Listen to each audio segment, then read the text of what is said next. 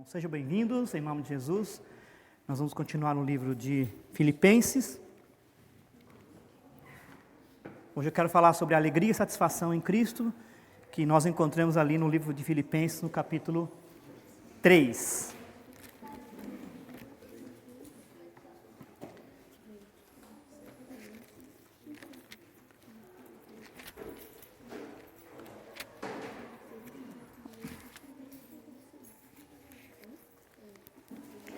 Filipenses 3, são 21 versículos.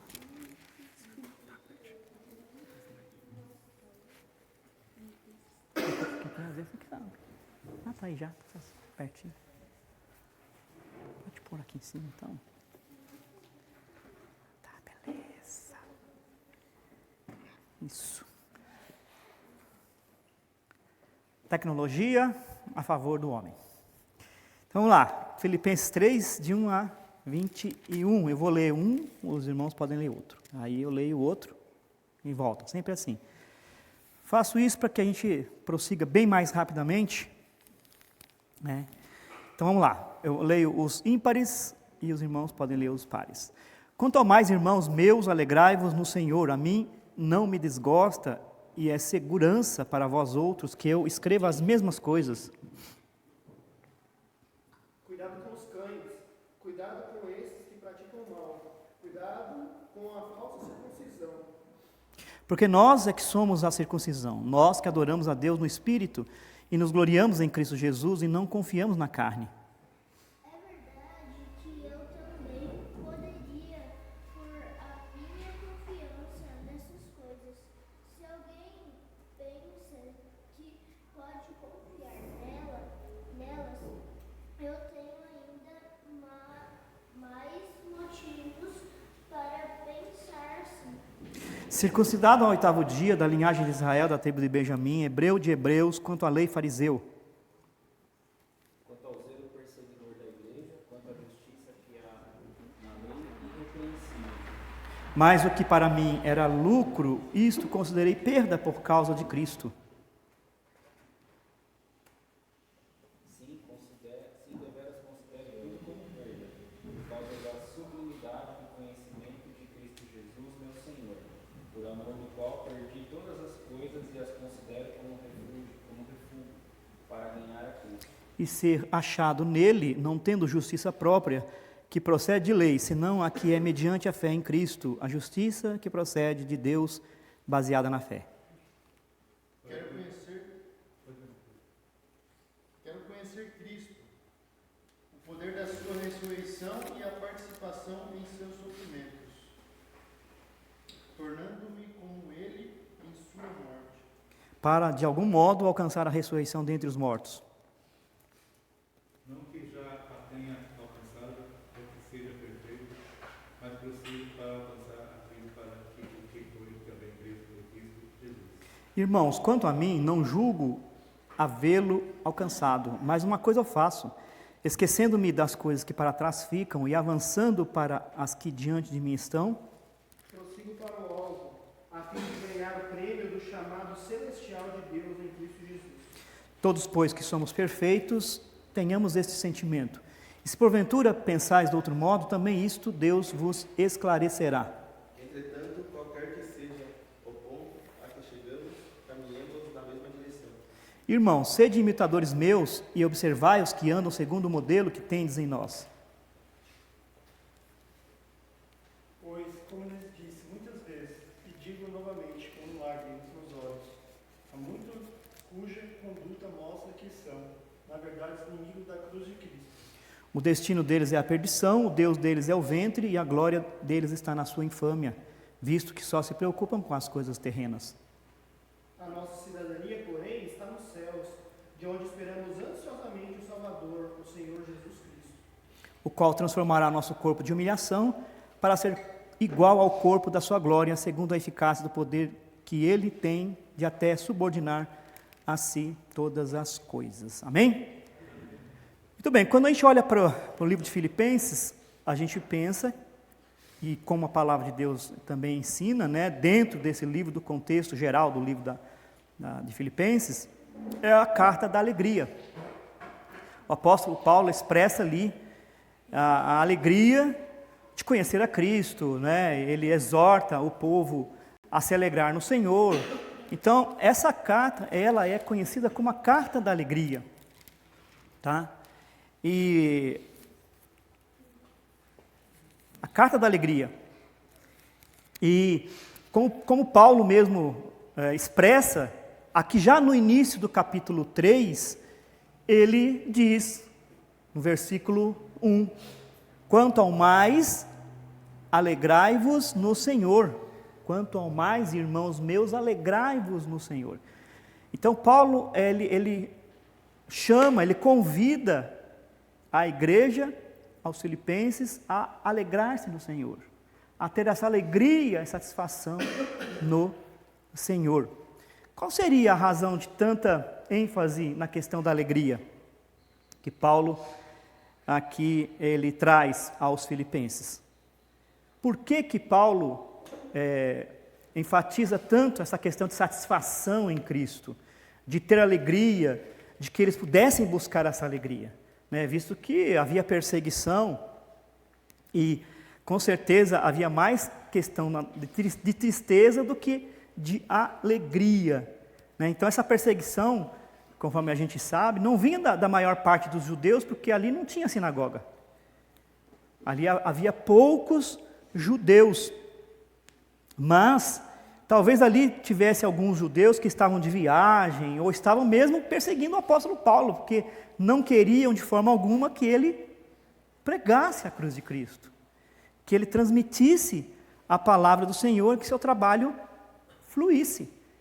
Então havia uma perseguição aos irmãos e também em relação ao próprio apóstolo Paulo. Então nesse capítulo, Paulo enfatiza a questão da alegria na suficiência de Cristo. Ou seja, conhecer a Cristo é suficiente para mim, ele diz. Então esse estudo nos levará a pensar no que somos e temos em Cristo, mais do que temos ou somos antes de conhecer. Então, o que nós éramos antes de conhecer Cristo? O que nós tínhamos antes de conhecer Cristo? O que Paulo tinha antes de conhecer a Cristo? O que ele era antes de conhecer a Cristo? Né? E o que ele é agora? Então, ele enfatiza mais o que ele é agora, o que ele tem agora, em conhecer o Senhor, do que anteriormente. Meu objetivo com esse estudo é fazer-nos entender e regozijar-nos no fato de termos a Cristo como o nosso tesouro, o maior tesouro, e que vale a pena perder todas as coisas por Ele, se necessário. Então, para que Paulo levasse a igreja a compreender a sua satisfação em Cristo, e levar os filipenses também a essa satisfação, que eles também se regozijassem no fato de conhecerem a Cristo, ele traz aqui então alguns alertas e algumas verdades do que estava acontecendo ali, tá? Mais um alerta e outras verdades, no caso, né? Ele traz aqui. Então, vamos começar aqui com um alerta que Paulo traz à igreja de Filipenses. Qual é esse alerta? Paulo chama atenção quanto aos falsos obreiros, que valorizavam mais a lei do que ao próprio Cristo. O versículo de número 2 diz: acautelai-vos dos cães, acautelai-vos dos maus obreiros, acautelai-vos da falsa circuncisão. Então, Paulo aqui chama, é um alerta, né, para que eles pudessem se acautelarem dos falsos obreiros, dos falsos mestres ali. Quando o homem valoriza mais a lei do que Cristo, não pode encontrar satisfação em Deus. Então, era isso que o Paulo estava querendo dizer aqui, ó. Eles estão trazendo uma falsa doutrina, e isso não traz satisfação no Senhor. Então, cuidado com esses falsos obreiros. Então, nesse contexto aqui, Paulo os chama de cães. Observa aí, acautelai-vos dos cães. Por quê? Por que vocês acham que Paulo os chamou de cães? Pode participar.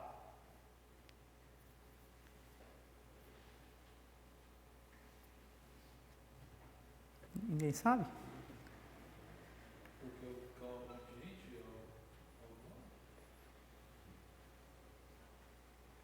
Tem alguns cachorros que são falsos?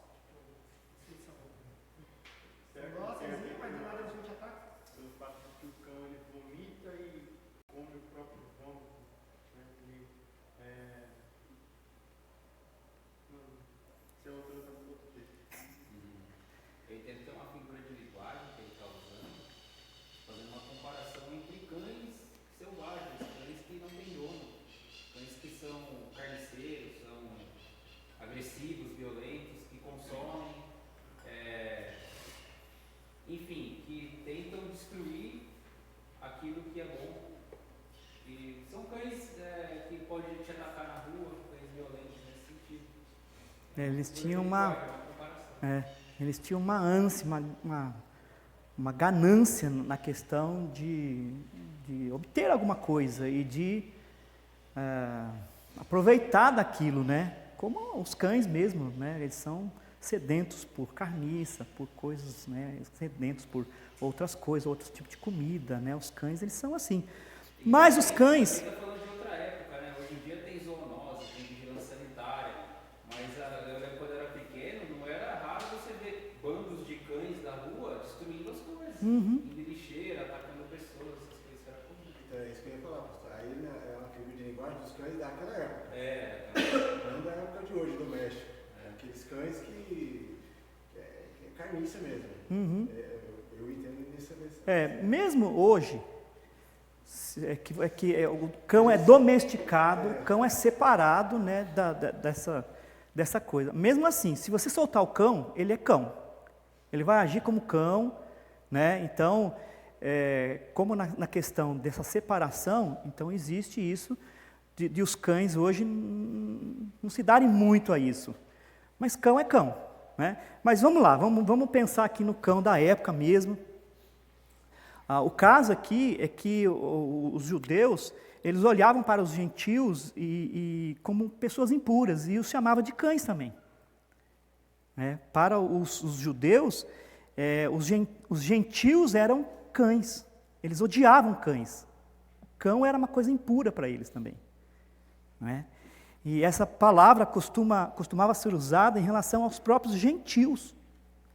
E Paulo agora usa essa palavra em relação aos judeus excessivamente zelosos, que eram vorazes como animais comedores de carniça. Então eles queriam realmente devorar, eles queriam destruir. Então Paulo usa essa figura para mostrar que eles realmente são destruidores. Cuidado com esses, porque eles são semelhantes a cães destruidores. Eles querem devorar. Eles são cães vorazes. Esses maus obreiros tentavam obter a salvação cumprindo a lei. E alguns textos, Paulo usa a palavra mutilação em referência à própria circuncisão. Que aqui o caso era a circuncisão. Eles queriam que todos fossem circuncidados. E se não fosse circuncidado, não era salvo. Então eles estavam ligando aqui a questão da circuncisão à salvação. E o que é circuncisão? Todos aí entendem o que é circuncisão? Todos sabem o que é circuncisão? Os pequenininhos não sabem, mas os grandes sabem. Quem quer falar?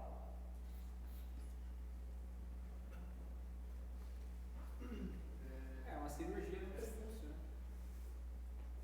Naquela época era questão de higiene. Também questão de higiene.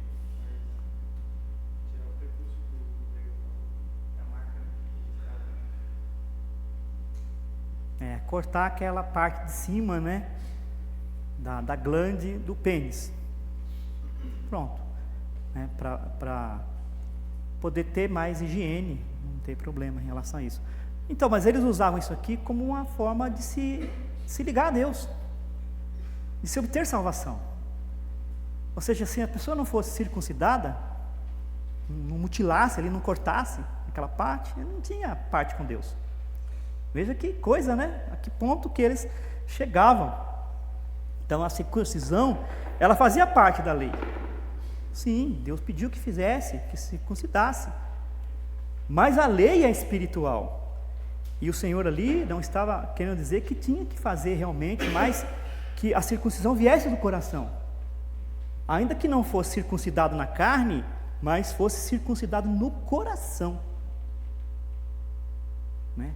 Tirasse aquela parte ruim, maldosa, e se voltasse para o Senhor. Então, essa circuncisão que é a verdadeira. A circuncisão, então, fazia parte da lei. A lei em si é problema? A lei em si é mal? Lógico que não. Paulo ensinou que a lei é santa, o mandamento é santo e justo e bom. Então, a lei em si não era o problema. O problema, qual que era, então? É que eles interpretavam mal a lei e aplicavam mal a lei também.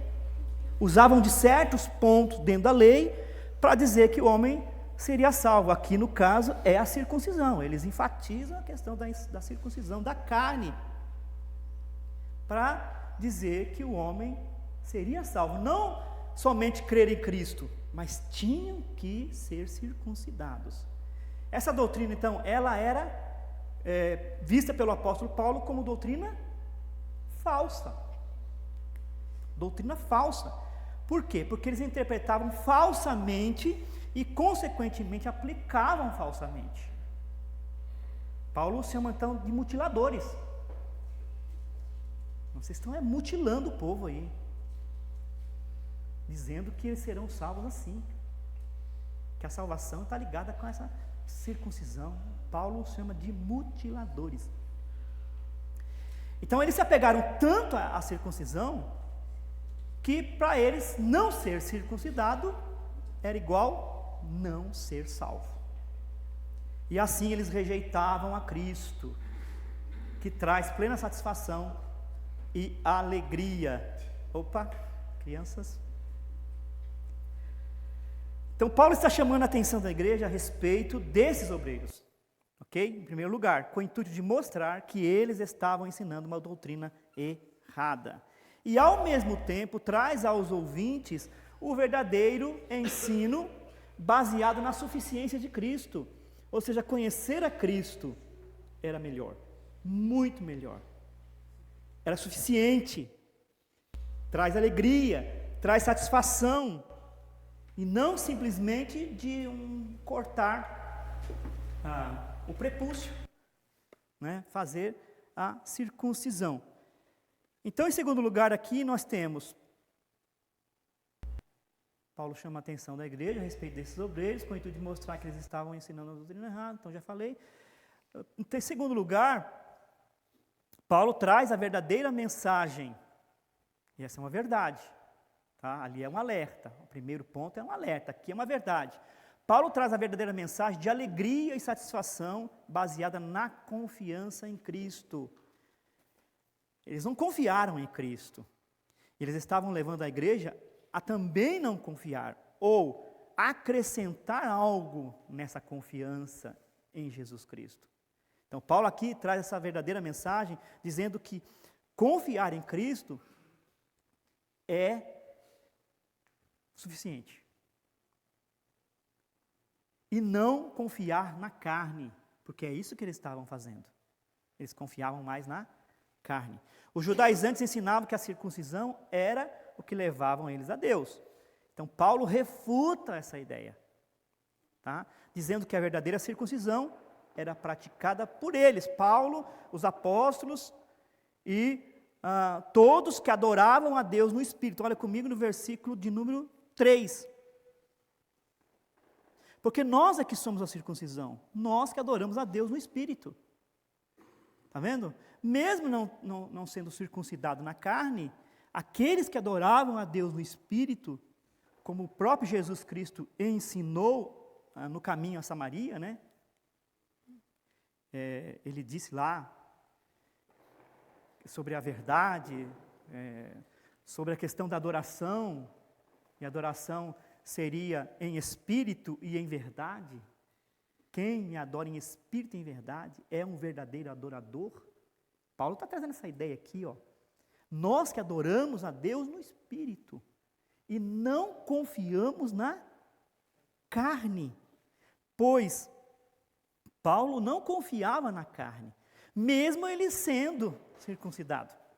Observe que o texto mostra, ele faz questão de dizer que ele era circuncidado.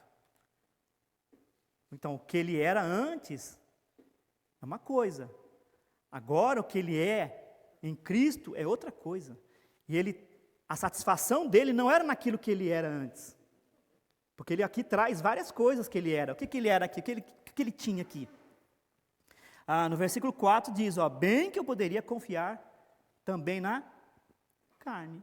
Se qualquer outro pensa que pode, eu ainda mais. Então ele fala no versículo 5, a partir do versículo 5 o quê? Que ele foi circuncidado, que ele era da linhagem de Israel, que ele era da tribo de Benjamim, que ele era hebreu de hebreus, que ele era fariseu, que quanto à lei, ele era perseguidor da igreja, quanto à justiça, ele era irrepreensível. Então aqui ele mostra, olha, se vocês pensam que pode confiar na carne, eu poderia também confiar. Tá? Por quê? Porque eu sou tudo isso que vocês falam aí e muito mais. E aí ele coloca aí a questão do que ele realmente era. O que ele tinha. Então Paulo ali, ele fala isso para que realmente eles pudessem saber que não era aquilo que trazia satisfação e alegria para ele. Mesmo praticando tudo aquilo, ele era um religioso. Ele era um participante, ele era um fariseu extremo da lei. Ele guardava a lei, ele conhecia a lei, até muito mais do que esses aí. Por quê? Porque ele interpretava a lei corretamente. Esses aí não, esses aí estavam dizendo que a circuncisão é para a salvação. E Paulo já entendia a respeito da circuncisão. Ele também era circuncidado. Então a sua satisfação não estava naquilo que ele tinha, mas o que ele era, ou que era antes de conhecer a Cristo, mas o que ele era agora em Cristo. Agora em conhecer a Cristo. Depois que ele conheceu o Senhor, então a satisfação dele estava em conhecer o Senhor. Então aqui ele joga tudo aquilo fora, como se tivesse pegado tudo aquilo que ele era, colocado como refúgio. Né? Colocado como de lado assim, como esterco. Aquilo para ele já não servia mais. Já não era tão importante para ele. Não era. Mas sim conhecer o Senhor. E sim conhecer o Senhor. O versículo de número 7. Mas o que para mim era lucro, aquilo que era lucro, ele considerou perda por causa de Cristo. Então veja que a satisfação do apóstolo Paulo estava em Cristo, em conhecer o Senhor. E ele considerou tudo aquilo então como perda. Ou seja, sendo ou não sendo, para ele era indiferente. Nesse caso. Ele só trouxe aqui para mostrar que ele se encaixava. Se é isso então, deixa eu falar que eu sou aqui. Né? Mas depois, isso aí eu considero como perda. Porque não me satisfaz, não me traz salvação, não me traz alegria. Isso não me salva. Isso não acrescenta em nada em mim. Não acrescenta em nada nesses que querem ser circuncidados ou que vocês estão ensinando aí para serem circuncidados. Não vai acrescentar em nada. Paulo disse então que considerou tudo como perda para ganhar a Cristo. Vamos ler o versículo 8? Leia aí para mim, por favor, também. Versículo 8. Mais do que isso, considero tudo como perda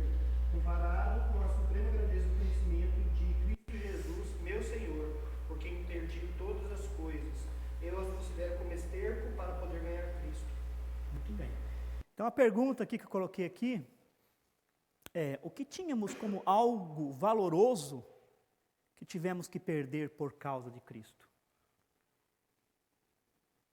Talvez aquilo fosse valoroso no início, ou para alguns, né, para esses judeus, e ele teve que perder tudo isso. O que para nós é algo tão valoroso assim que a gente teve que perder por causa de Cristo? Será que houve alguma perda na nossa vida para conhecermos a Cristo? Vou colocar um exemplo aqui. Talvez aqueles amigos que a gente tinha anteriormente. É bênção? Mas muitos consideram uma perda. Eu perdi amigos. Eu perdi amigos. Amigos, entre aspas, né? Colegas. Pessoas que andavam comigo. Eu perdi. O que mais que a gente pode citar aqui? O que mais que você pode ver como uma perda que você teve? Tem gente que deixa separa o domingo, né, para descansar. Porque sábado vai fazer as coisas, não, domingo eu vou descansar, vou sair, relaxar com a minha família. Tem gente que acha isso muito maior que a gente separar os dois períodos, Para o Senhor, né? De manhã e de tarde para separar o Senhor. Vamos dizer que perdeu essas horas, esses dias ou tempos, né, de prazer, vamos dizer assim, né? Tivemos que perder alguma coisa. O que mais que a gente pode citar? Se for pensar assim, acho que perde assim, muita coisa. Quando você não tem Cristo, você busca muitos prazeres aí para si mesmo, você acha que é ganho, né? Você quer preencher um vazio, só Cristo preenche, então você fica adquirir coisas, participa de coisas, vai em festa, né? E aí tem muita coisa aí que dá para colocar na cesta, e no final é tudo momentâneo e o vazio continua. Então, quando você pensa tudo que fica para trás, eu acho que tem um caminhão de coisas aí, se for falar, né? Talvez aquele conhecimento que você tinha lá de uma religião, né, de espiritismo, por exemplo, você se dedicou a vida toda naquilo, ou sei lá, alguma coisa parecida. Hoje, o que te serve isso? Apenas um conhecimento que pode te ajudar no sentido de evangelizar alguém, mas não para a salvação. Eu mesmo me dediquei muito tempo a conhecer o livro de Allan Kardec, né? O Evangelho segundo o Espiritismo. Eu me dediquei muito tempo em relação a isso. Comprei livros, li, estudei. Então agora para mim o que serve isso? Como refúgio. Entenderam? Para mim não me serve nada, não me acrescentou nada na questão da minha salvação. Então, houve perda. Quer falar, Dudu? Estou sentindo que você quer falar. Essa questão de perda aí, pode ficar à vontade. A gente só tem que tomar cuidado com a mudança do alvo, né? A gente achar que perdeu um amigo, mas você, uma perda assim, não sendo você que excluiu ele da sua vida, né? Sim. Não sendo essa exclusão. Eu perdi meu amigo porque eu tive que me afastar dele. Se for olhar desse ponto de vista, aí você não está indo à luz da Bíblia, né? Porque, na verdade, quando você tem que trazer ele para junto. Mas uma pergunta, isso pode acontecer? De perder? Dependendo do de objetivo. Você. Se eu me afastar dele, aí o meu objetivo está errado. Na verdade, quando a gente fala de perda, eu acho que é a pessoa que se afasta da gente. Desculpa, Dudu. Não, agora esse é o ponto que eu ia falar. Agora, a partir do momento que o senhor também deve estar pensando nesse exemplo que o Almir falou. Aí, a partir do momento que ele se afasta da gente, aí a gente perde. Mas eu na minha vida cristã, como eu sou desde pequeno e vi isso na escola, é mais fácil a gente perder a partir do olhos da outra pessoa. Aí realmente a gente perde, porque sempre é o próximo que afasta da gente. Tá, mas aquela pessoa que é tão apegada, que é tão carismática, mas que é tão influente na questão do mal, qual é a sua atitude? Afastamento. Então, alguns casos, Dudu, só. Não estou falando Sim, que são, mas é época de são Cristo, todos. Cristo andava com ladrões, Cristo Sim, não sim, se sim. afastava dele. O objetivo, Ele conseguia sim, trazer. sim. Só que o objetivo de Jesus Cristo, como realmente era a salvação. O Senhor passava e transmitia o Evangelho. Ele não ficava ali. Exato. E nós, muitas vezes, querendo usar desse argumento, a gente fica. Então a gente quebra aquele texto lá, aquele princípio de Salmo número 1. Qual é aquele princípio? Você se sentar na roda dos pecadores. Então a gente acaba se assentando, a gente acaba sendo influenciado. Então nisso a gente tem que tomar cuidado também. Entendeu? É nisso aí que a gente tem que tomar cuidado. Mas eu vejo assim, né? O apóstolo Paulo, ele está falando de aspectos pessoais. Quando ele fala que ele perdeu coisas, ele está considerando o quê? Que ele abandonou tudo que ele tinha de motivo para se orgulhar. Por quê? Porque ele se esforçou e buscou, ele conheceu, ele decorou, ele batalhou para conquistar tudo aquilo. E o primeiro aspecto que eu entendo é o pessoal. Porque eu venho para uma igreja cristã e aí eu ouço que para eu ser salvo alguém pagou por mim, se eu for um cara muito orgulhoso, eu vou falar, não, eu estou me esforçando, eu dou o meu dinheiro para instituições de caridade, eu ajudo o próximo, enfim. Então a primeira coisa que a gente abandona de fato são as nossas características pessoais, que normalmente são orgulhosas, são egoístas, tem uma certa distorção. Na questão da amizade, eu penso da seguinte maneira, o Dudu falou bem, Jesus andava com os pecadores. Uma coisa é você não se deixar influenciar e não ser suscetível às ideias dele. Porque se eu abandono, num primeiro momento, a minha ideia de repudiar, eu não entendi a questão do amor. Eu não entendi a questão do meu objetivo, do carinho, né, de falar de Cristo para aquela pessoa. Sim. Eu acredito que essas coisas ficam meio distorcidas. Então, se eu sou influenciado ainda por más companhias, eu ainda não defini minhas convicções. Eu ainda não estou pensando exatamente qual é o meu objetivo. Então, mas é por isso aí que eu digo que quando a pessoa se converte, ela precisa realmente crescer, ela precisa se firmar, ela precisa estar bem. Porque facilmente, isso é casos, né, que a gente vê, experiências, né, das pessoas serem influenciadas e voltarem para o mundo. E não crescerem tanto da forma como deveriam crescer por causa dessas influências. Então, mesmo essas influências, elas acabam, vamos fazer isso. E você vai. E você vai no intuito de evangelizar essa pessoa? Talvez até vá, mas não consegue. Você entende? Acontece muito isso. Então, enquanto a pessoa não está realmente convicta, firme, com foco, precisa dar um certo afastamento, não é abandonar totalmente. Orar por aquela pessoa, se preparar, ter uma estratégia de levar o evangelho, como Jesus fazia. Jesus passava, evangelizava e ia embora, não ficava ali. Ele provocou para entrar na casa dos Zaqueu. Eu posso dar um exemplo? Sim. Porque realmente, aqui o apóstolo Paulo está falando de uma abundância de valores. Sim. Não tem a ver com o aspecto fora. Mas eu já ouvi de uma boca de um incrédulo, dizendo que um irmão, depois que se converteu, afastou dele. Eu já ouvi disso. Poxa, porque a pessoa, na época da faculdade, a pessoa chegou para mim assim, e aquele rapaz lá, não vou dar nome, né? Aquele rapaz lá, então, ele se converteu, né? Não sei o que você fez, ele se converteu, ele se afastou da gente, não sei porquê. E eu era amigo da pessoa. Eu era amigo, eu ia para a faculdade todo dia. E essa pessoa criticou a outra pessoa que se converteu porque ela se afastou depois que se converteu. Então é isso que talvez pode ser aquela coisa de amadurecer primeiro para depois voltar ao ponto. Aí você poderia, no caso, talvez perguntar para aquela pessoa, por que, meu irmão, que se afastou de tal fulano? Ele ia explicar. Com certeza ele ia explicar.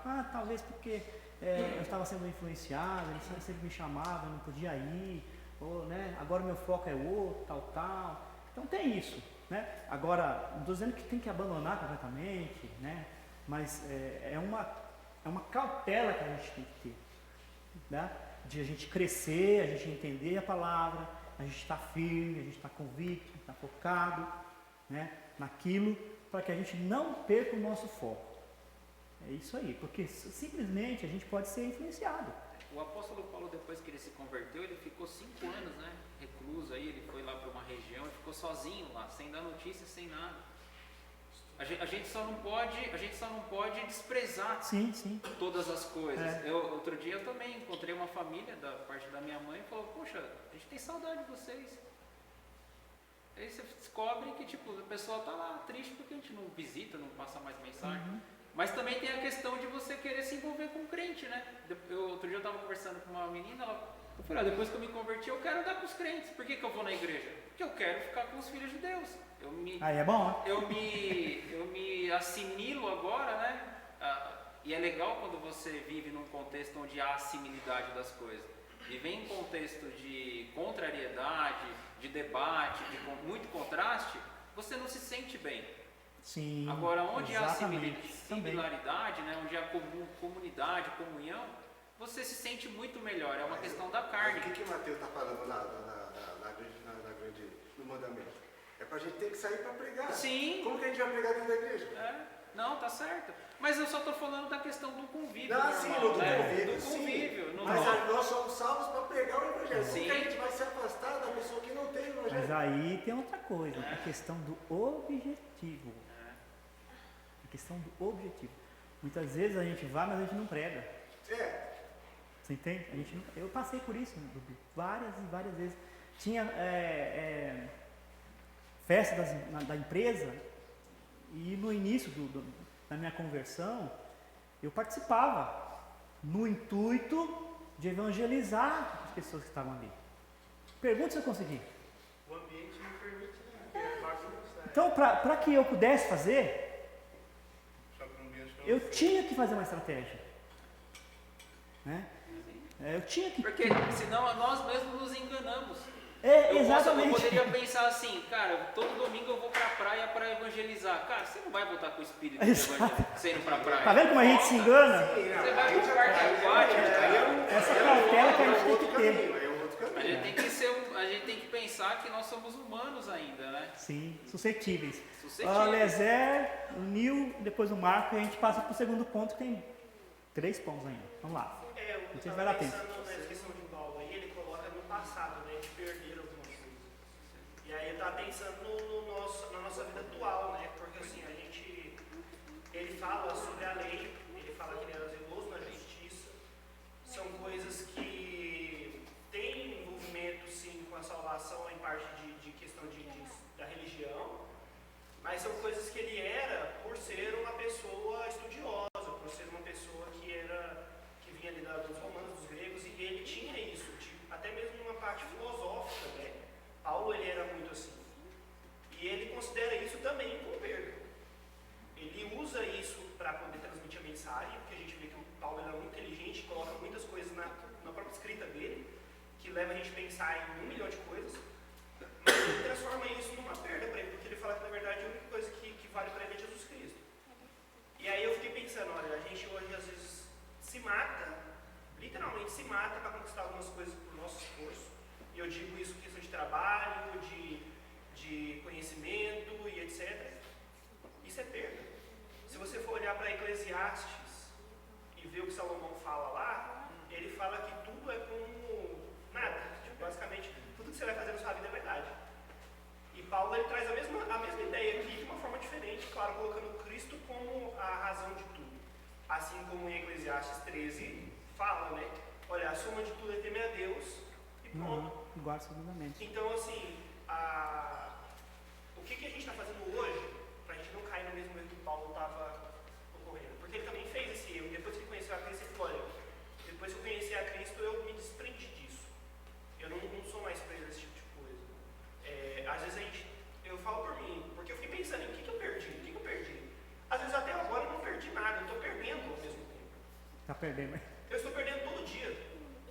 Sabe, não foi um amigo, não foi dinheiro, não foi alguma coisa que eu tinha. Às vezes é o meu tempo de hoje.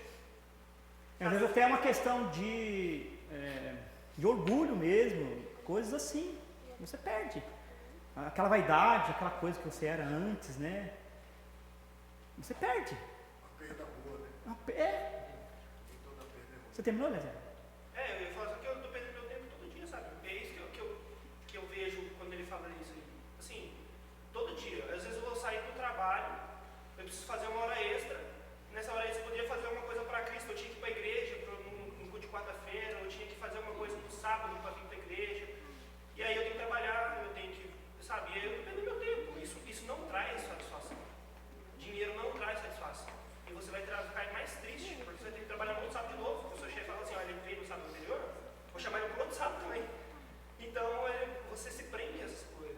Como eu falo, cara, se você vai se prender às coisas do terreno, achando que isso vai trazer satisfação, seja o prepúcio para a salvação, seja o dinheiro para você ter mais alegria no seu dia, você não vai ter felicidade. Você só vai perder. Esse é esterco. Fala, Nil. Não, só uma questão do envolvimento do cliente com entrega, eu acho que é totalmente natural o afastamento. Você querendo ou não, se você realmente é salvo, é natural, você já não vive mais aquilo que aquela pessoa vive. Você vive diferente. E aí talvez a gente tenha uma confusão aí de missão e convívio. Sim. Missão e comunhão. Né? A gente, do mesmo jeito que é inevitável o afastamento, é inevitável também o convívio com as pessoas consistentes. É inevitável, totalmente inevitável. Todas as questões sociais que envolvem isso.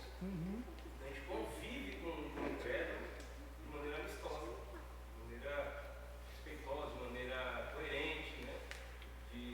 Acredito que o desprezo aí, é diferente do afastamento. Desprezar a pessoa que não tem Cristo, para mim é pecado. Claro. Pecado. Diferente do convívio e comunhão. Né? Você não vai ter comunhão com o incrédulo. Você vai ter o convívio com ele. E o que é diferente da sua missão dada por Deus. Sim. Deus ele te manda você ir por todo mundo pelo Evangelho, mas não manda você ter comunhão com o incrédulo. Né? Então você convive. Você tem aí certas amizades. Né? Na rua de casa lá, nós temos 2 vizinhos que são bem chegados nossos lá, né? A gente está na porta da rua conversando juntos, a gente está na porta da casa do outro, conversando, e não passa disso. Né? Com todo respeito, com toda amorosidade. Mas a comunhão é com os santos, porque nós somos santos. A Bíblia ensina A isso. gente não pode confundir o que é missão. A missão é você ir para todo mundo, pregar o Evangelho, dado por Deus como ordem. Mas ao mesmo tempo ele manda que você se afaste daquelas vadinhas. Por exemplo, quando nós estamos conversando na rua lá com os vizinhos, dificilmente eles vão puxar um assunto que a gente não pode conversar, porque eles não nos conhecem. Tanto eu quanto o Marco lá, eles não conhecem, sabem que a gente vai participar daquilo, então eles nem puxam esse assunto. Se a gente passa na rua e eles estão conversando um assunto que não cabe para a gente ouvir, a gente só cumprimenta e entra para casa. Todo respeito. Ou então se a gente para e quer assim, para, a gente conversa. Se não para, a gente tchau, boa noite, pronto. Agora, a nossa missão é pregar o Evangelho, mas a gente não pode desprezar o incrédulo. Com certeza. A gente tem que ter convívio, comunhão com os santos. Ok. Marco? Essa questão do afastamento é complicado porque nós somos seres humanos, né? E a gente às vezes se vitimiza. Né? A gente vai, se converte. Uma vez escutei que a conversão é que nem uma caixa cheia de água suja. Se você quer beber água limpa, você tem que fazer o quê? Você tem que limpar a caixa para você tomar água limpa. Se você esvaziar a caixa pela metade e colocar água limpa por cima, não vai acontecer com a água limpa colocar. Vai sujar de novo. Então, assim, às vezes a gente tem uns amigos que a gente tinha no passado.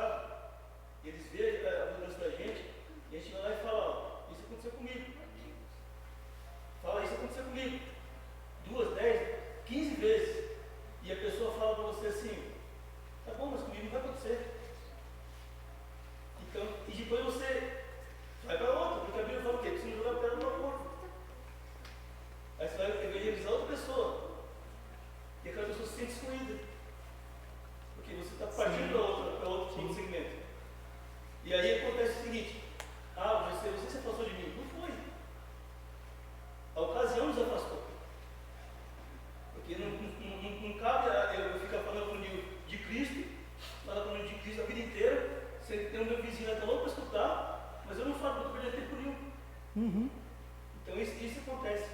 E manter aquela, vamos dizer assim, amizade, achando que aquilo vai trazer salvação. Então, a missão, ele falou, a questão da missão. A gente tem uma missão para fazer. Jesus Cristo tinha uma missão. Por isso ele andava, falava, ele ia comer, ele falava, mas ele não ficava lá de tititi, Jesus não ficava. E quantas pessoas, com certeza, falaram, Jesus Cristo se afastou de mim. Mas ele foi lá e falou, ele não desprezou ninguém. Não é essa a questão. Jesus Cristo não era influenciado, ele era influenciador. Exato. Esse é o perigo. Então vamos continuar aqui, senão... Obrigado pela participação, gente. Obrigado mesmo, valeu. Só que se a gente ficar aqui, a gente não continua, né? Então, esta é a verdadeira mensagem, a satisfação em Cristo. E aqui é o foco, tá? Se a gente não tiver satisfação em Cristo, a gente vai buscar em outras coisas. Na amizade, na droga, nas festas, sabe? Essas coisas que a gente, com o tempo, a gente realmente acaba perdendo certas coisas. É uma realidade. Eu não sou aquele que eu era antes. Eu não participo daquelas coisas que eu participava antes. Para mim foi perda. Entende? E você também, com certeza, tem isso com você. Mas a satisfação tem que ser o Senhor. Você tem que ter satisfação no Senhor. Como diz o próprio texto de Salmo, né? Que a alegria dos justos ali é conhecer o Senhor, é ter comunhão com o Senhor, é meditar na lei dia e noite. Aquela era a satisfação. E deve ser a nossa satisfação também. Só para, acho que os irmãos falaram, completa com Paulo, né? Ele tinha o convívio na sinagoga, ele não deixou o convívio da sinagoga. Mas a comunhão era com quem? Isso. E o objetivo dele era lá falar de Cristo. Tanto é que quando ele chega na cidade lá para evangelizar, lá na dá a oportunidade de ele falar na sinagoga, ele vai lá e fala e o pessoal fica enfurecido. Exatamente. Mas ele estava lá para ter oportunidade de falar do evangelho. E ele falava e ele saía, ele ia embora, porque certamente ele ia ser apedrejado, ele ia ser perseguido, e muitas vezes ele foi, quase morreu, né, por causa disso, tal. Ele tinha esse objetivo. Então, essa é a verdadeira mensagem. Em terceiro lugar, Paulo disse que o que ele tinha e o que ele era, que aqui também é uma verdade, não era suficiente para justificá-lo diante de Deus, mas sim a fé. Tá? Então, tudo aquilo que ele tinha, que ele era, eu era circuncidado, eu era zeloso, eu era, o que ele fala ali? Fariseu, eu era da tribo, né, de Benjamim, eu era hebreu de hebreus, que era status.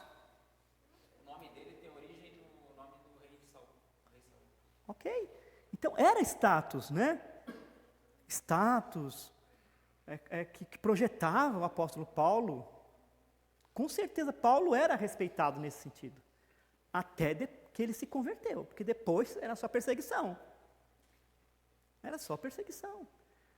Mas dentro do judaísmo, Paulo foi, vamos dizer assim, aquele top. Entende? Mas depois que ele conheceu a Cristo, a fé em Cristo que ele tinha, ele considerou tudo aquilo como perda. Então o versículo 9 diz o que ali? Verso 9. E ser achado nele, não tendo justiça própria. Então ele não confiava naquilo que ele era, que ele tinha antes.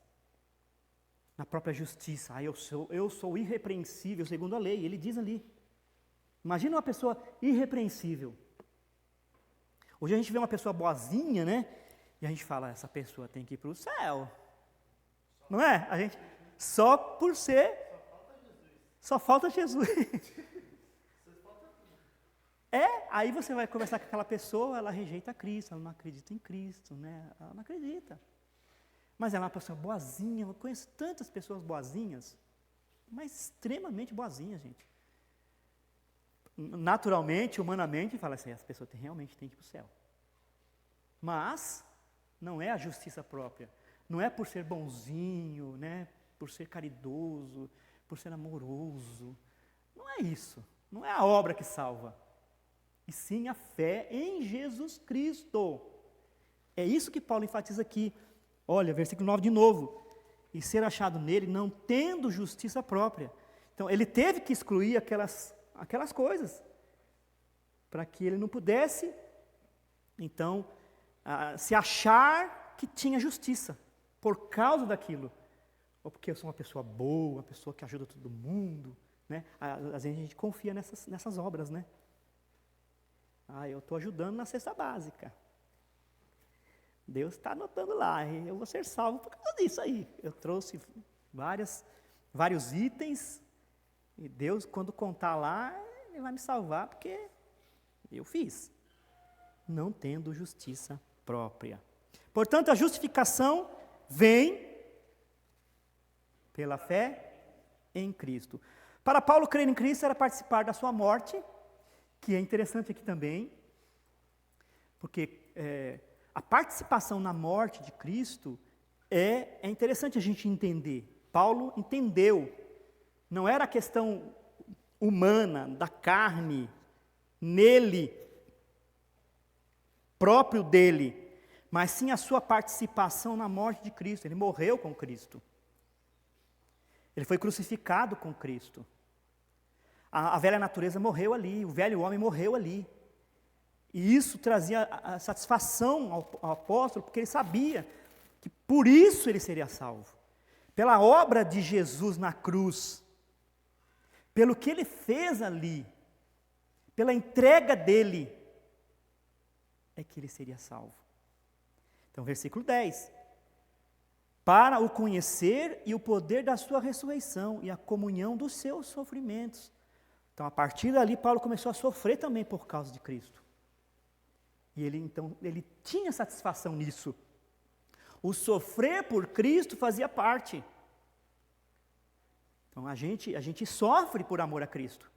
As pessoas falam mal de nós, elas criticam, elas taxam a gente, né? A gente sofre por amor a Cristo. A gente não participa, né, de tudo que o mundo participa, porque é diferente. Então, é uma participação diferente. Também era a participação na sua ressurreição. Paulo tinha certeza que, como Cristo foi ressurreto, ele também seria. Então, que alegria, né? Puxa, é isso que a gente tem que pensar, gente. O que nós temos agora em Cristo, o que nós somos agora em Cristo, pela fé nele.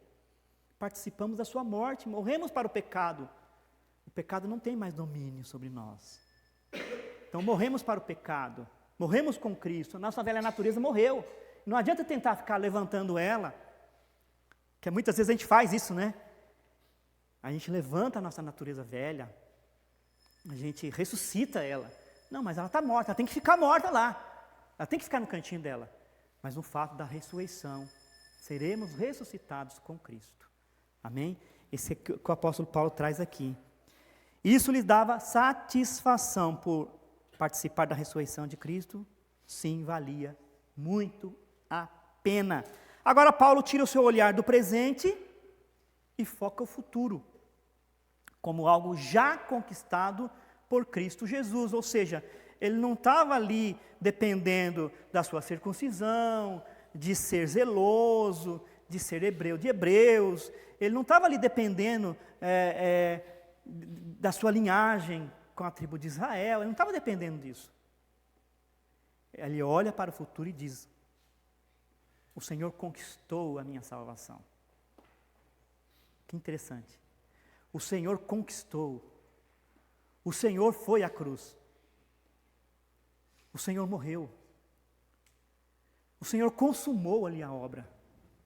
Para Paulo era aquilo. Então ele tira o seu olhar agora do presente e foca esse futuro. Porém, Paulo, ele exorta os filipenses, que tem o versículo 12 aí, né? Não que eu já tenha recebido ou tenha obtido a perfeição, mas prossigo para conquistar aquilo que também fui conquistado por Cristo. Então, Cristo conquistou por ele não conquistou. Cristo conquistou. Mas é interessante que o que ele fala aqui, não que eu já tenha recebido ou tenha já obtido isso. Então ele não se gloria, ele não se vangloria disso. Dizendo, não, eu já conquistei, eu já sou salvo. Ainda que ele cria assim, tá? Não tô aqui minimizando isso. Paulo tinha certeza, Paulo tinha convicção, tá? de que ele tinha salvação em Cristo, ele seria ressuscitado.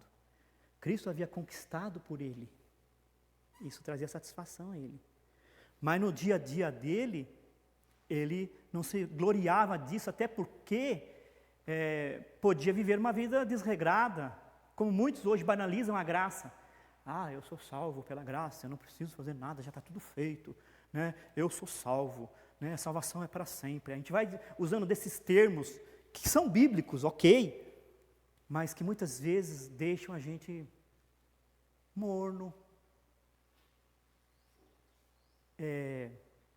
irresponsável. A gente acaba se envolvendo com as coisas erradas, e a gente vai usando desses jargões cristãos, né? Não, eu sou salvo para sempre, eu não vou perder minha salvação. Paulo não tinha isso. Paulo está dizendo aqui, olha, uma coisa eu faço, eu esqueço das coisas que para trás ficam e eu prossigo. Essa é a visão correta. A palavra que ele usa ali é teleios, né? Nós que somos perfeitos, tenhamos esse sentimento. Qual o sentimento? De que eu sou salvo, não preciso mais fazer nada? Não preciso prosseguir? Não preciso mais orar? Já fui conquistado mesmo por Cristo, Cristo já conquistou a minha salvação. Não preciso mais orar, não preciso ter comunhão, não preciso ler a Bíblia. Era esse sentimento?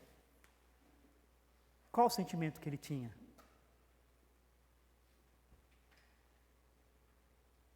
De fazer parte daquela corrida.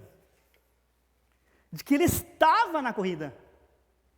Ele não era aquela pessoa que estava lá, ou na linha, né, de partida, olhando, ou ele estava lá só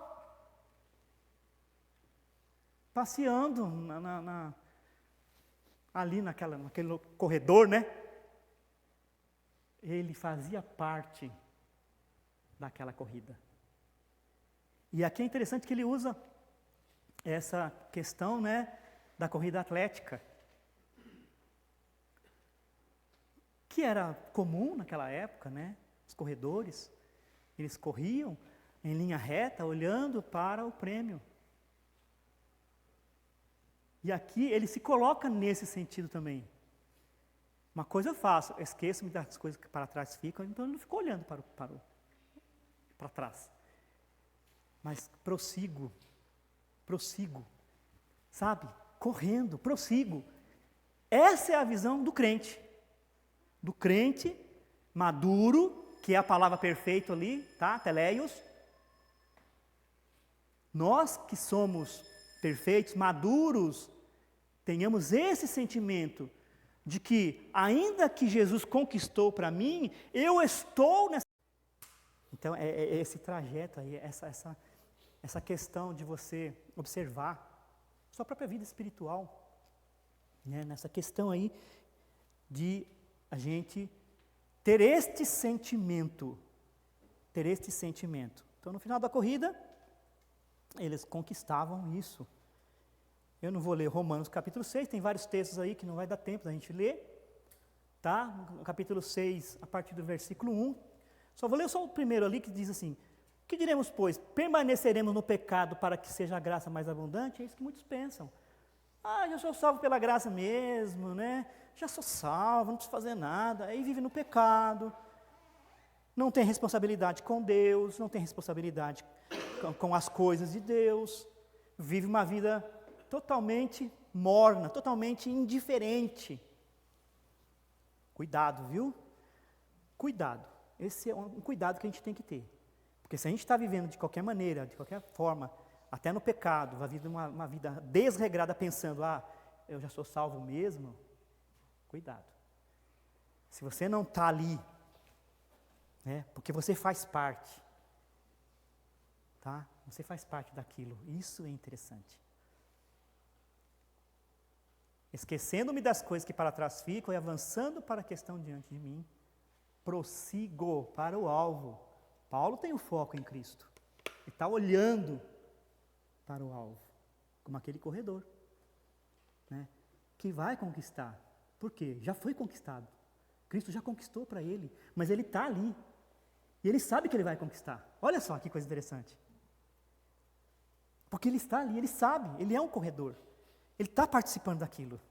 Que maravilha, glória, né? Então tenhamos esse sentimento. Tem aí a palavra teleios. Aqui, ó. Esquecendo-me das coisas que para trás ficam, avançando. Prossigo. Olha os corredores lá, correndo. O crente, ele tem que estar correndo. Eu já falei sobre isso aqui. O crente não tem que estar parado, só olhando. Ele tem que estar nessa corrida. É a corrida cristã. Ele faz parte disso. É isso que Paulo traz aqui como figura. Então, não vou entrar no quarto ponto aqui. A palavra teleios, né? Que é perfeito, maduro, tal. Vamos prosseguir aqui. Eu quero chegar no final. Tem o quarto ponto ali, que é a questão dos inimigos da cruz de Cristo, que é a questão da abnegação, que a gente falou aqui, né? Por amor a Cristo a gente abnega de certas coisas. Paulo está dizendo ali no final, ali, ó, esses aí são inimigos da cruz. Não é só porque rejeitavam a cruz, é porque não, o texto diz, só se preocupa com as coisas deste mundo, o Deus deles é o ventre. Então ele coloca várias coisas aqui, pessoas que só pensam no dinheiro, na comida, no prazer, entendeu?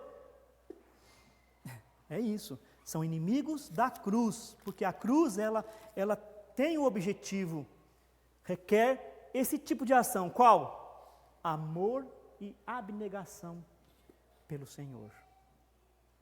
Quando isso não existe, é preocupante, tá? Você não abnegar certas coisas pelo Senhor, é preocupante, porque envolve isso. E para terminar então, eu quero trazer aqui o que Deus requer, o que Deus espera de sua igreja, tá? Para a gente encerrar. O que Deus espera de sua igreja? Que pense saudavelmente a respeito da doutrina da salvação, o que eu falei aqui. Cuidado com esses jargões, tá? Ainda que sejam bíblicos, mas cuidado, tá? Pense saudavelmente para que você esteja realmente engajado. Que confie plenamente em Cristo e esteja disposto, se possível, perder algo em prol de seu conhecimento. O que Deus espera da sua igreja. O que Deus espera da sua igreja? Que tenha plena satisfação em Cristo, sabendo que Ele é o nosso maior tesouro. E mais 3 aqui, para a gente encerrar.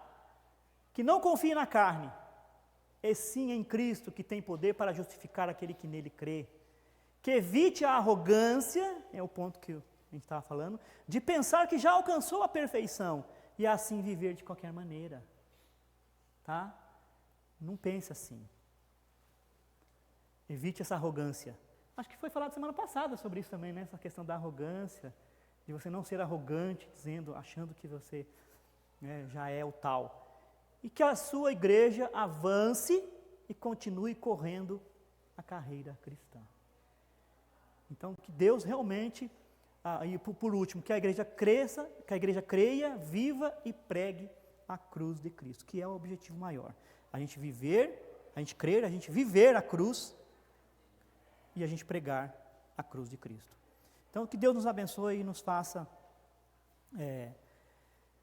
dentro desses propósitos, a gente possa realmente se encaixar, tá? E a gente avançar como verdadeiros cristãos. Obrigado, Senhor, por esse tempo maravilhoso, e que o Senhor acrescente tudo o que faltou aqui, Pai. Que o Senhor nos ajude, nos abençoe. É isso que nós te pedimos, em nome de Jesus. Amém. Obrigado, irmãos, pela atenção.